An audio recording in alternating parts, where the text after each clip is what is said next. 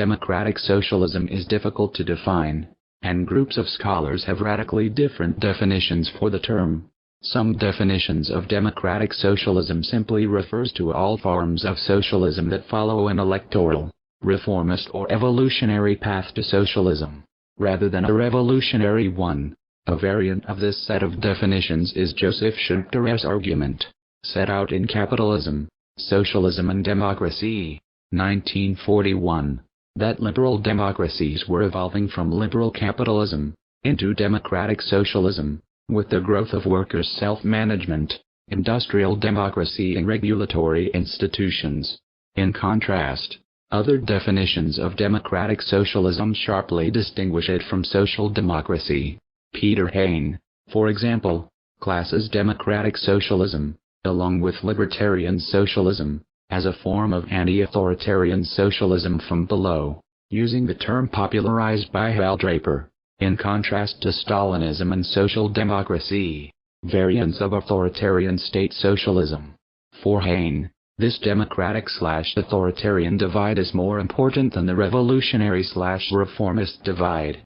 In this definition, it is the active participation of the population as a whole, and workers in particular, in the management of economy that characterizes democratic socialism, while nationalization and economic planning, whether controlled by an elected government or not, are characteristic of state socialism.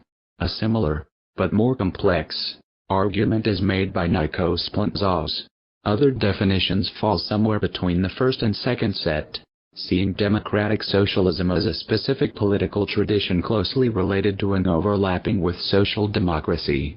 For example, Bogdan-Denich, in Democratic Socialism, defines it as proposing a radical reorganization of the socio-economic order through public ownership, workers' control of the labor process and redistributive tax policies. Robert G. Pickard similarly describes a democratic socialist tradition of thought including Edward Bernstein, Karl Kautsky, Evan Durbin and Michael Harrington. The term democratic socialism can be used in a third way, to refer to a version of the Soviet model that was reformed in a democratic way. For example, Mikhail Gorbachev described perestroika as building a new, humane and democratic socialism. Consequently, some former communist parties have rebranded themselves as democratic socialist, as with the Party of Democratic Socialism in Germany. Hal Draper uses the term revolutionary democratic socialism, as a type of socialism from below in his The Two Souls of Socialism. He writes, the leading spokesman in the Second International of a revolutionary democratic socialism from below was Rosa Luxemburg, who so emphatically put her faith and hope in the spontaneous struggle of a free working class that the mythmakers invented for her theory of spontaneity. Similarly, on Eugene Debs, he writes, Debsian socialism evoked a tremendous response from the heart of the people, but Debs had no successor as a tribune of revolutionary democratic socialism.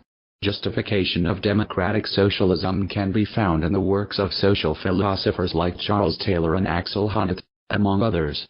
Honneth has put forward the view that political and economic ideologies have a social basis, that is, they originate from intersubjective communication between members of a society. Honneth criticizes the liberal state because it assumes that principles of individual liberty and private property are ahistorical and abstract, when in fact they evolved from a specific social discourse on human activity. Contra liberal individualism, Honneth has emphasized the intersubjective dependency between human beings, that is, our well-being depends on recognizing others and being recognized by them in turn. Democratic socialism, with its emphasis on social collectivism, could be seen as a way of safeguarding this dependency.